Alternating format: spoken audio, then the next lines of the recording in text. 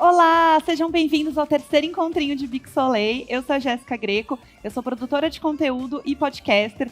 Falo muito sobre a minha relação com o meu corpo, sobre curtir a minha própria companhia. Falo de reality show e fofoca também, mas a gente deixa isso um pouquinho de lado agora. E um dos conteúdos que eu mais falo é sobre o date comigo mesma, que é um momento gostoso da sua própria companhia. Você já curtiu a sua própria companhia hoje? Este é sempre o meu convite para você. E a gente vai falar bastante sobre isso e sobre outras coisas que as minhas amigas maravilhosas estão aqui comigo para falar, né, Bia? Oi, gente, eu sou a Bia Oliveira, influenciadora digital e criadora de conteúdo. Sou engenheira de formação, mas hoje meu foco mesmo são as redes sociais, compartilhar dicas, experiências com os meus seguidores, seja de moda, beleza, aquela diquinha também, né?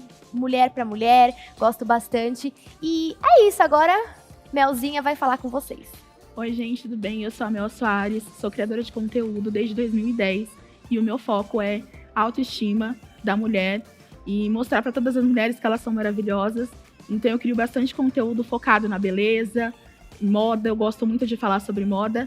E é isso, estou aqui para falar com as meninas hoje. Vamos falar aí sobre cuidados com o nosso corpo, com a nossa mente. E vai ser um bate-papo muito legal.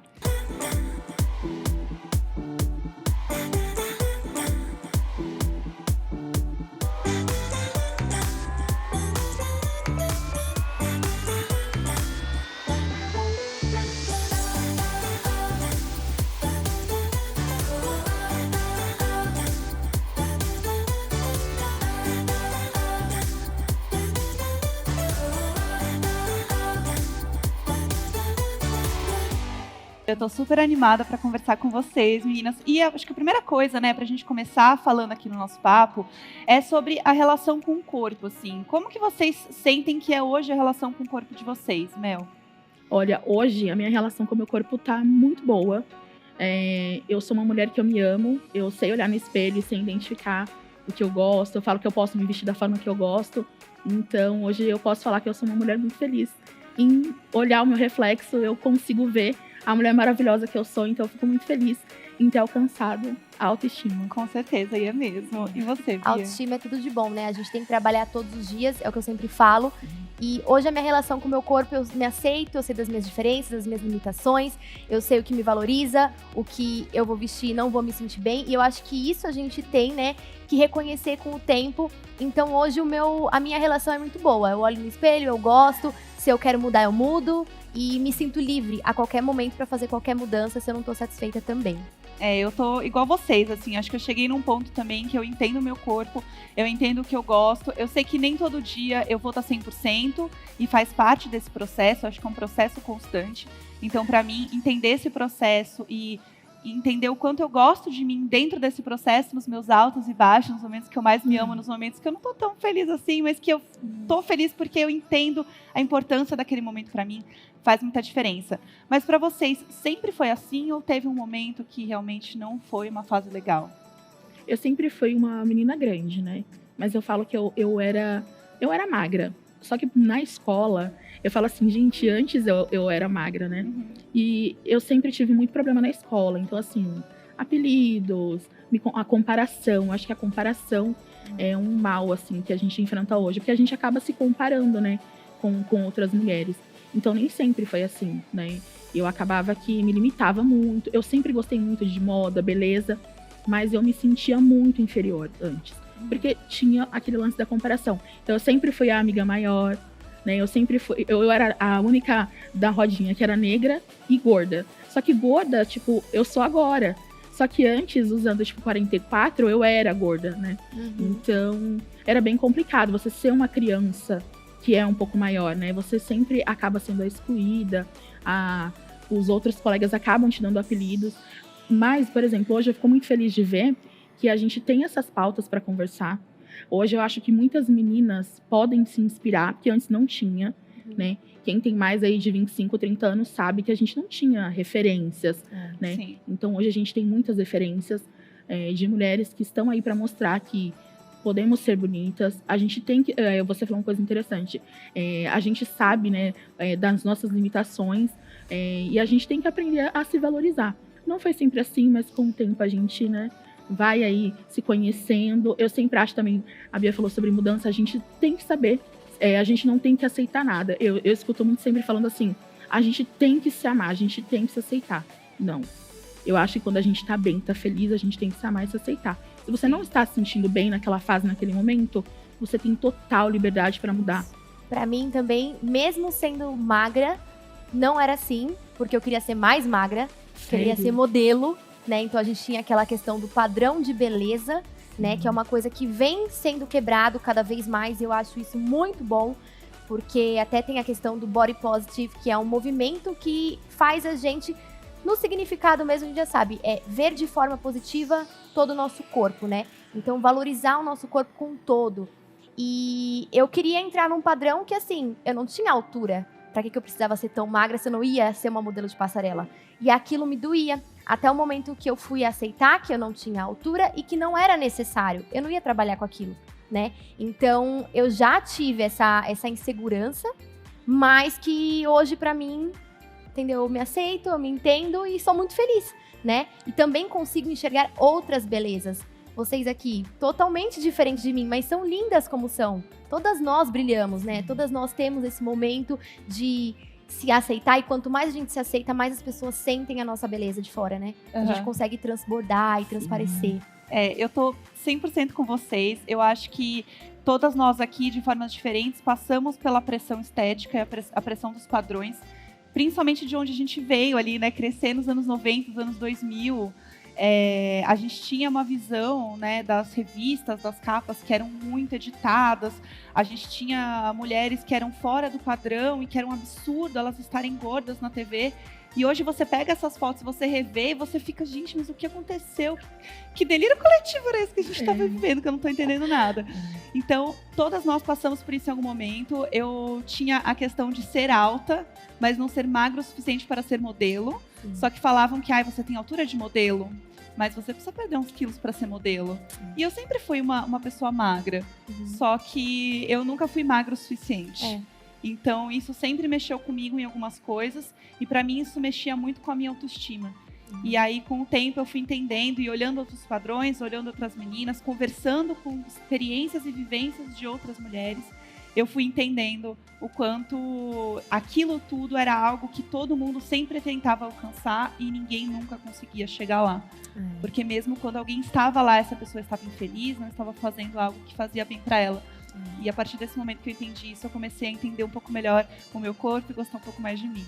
Eu acho que a gente se aceitar, olhar e falar, a minha perna ela é mais fininha, mas se eu usar uma calça pantacura ou uma calça mais larga vai me valorizar, ou sei lá, eu tenho uma cintura que não é tão marcada, mas a gente pode usar um body que vai marcar ali, que vai deixar eu mais bonita. Então a gente tem que saber olhar o que a gente tem de mais, vamos supor, que nos deixa mais confortáveis, que nos deixa mais fortes, né, como mulher, e falar assim, isso eu quero valorizar. E tudo bem se você quiser esconder alguma coisinha que te deixa insegura. E eu acho que quando a gente fala na internet sobre as nossas vulnerabilidades e o quanto a gente também se sente mal exposta, alguma coisa assim, faz muita diferença. Eu vejo muito quando eu posto stories sem maquiagem, que pra mim é uma coisa totalmente normal, normal. E eu recebo mensagens falando, eu adoro o seu conteúdo, porque você me mostra normalmente como é a sua vida, você não fica botando um monte de filtro, você fala quando as coisas não estão legais, você mostra seu corpo. E assim como você falou das seguidoras que gostam, tem gente que não gosta de ver a influenciadora que ela segue sem a maquiagem.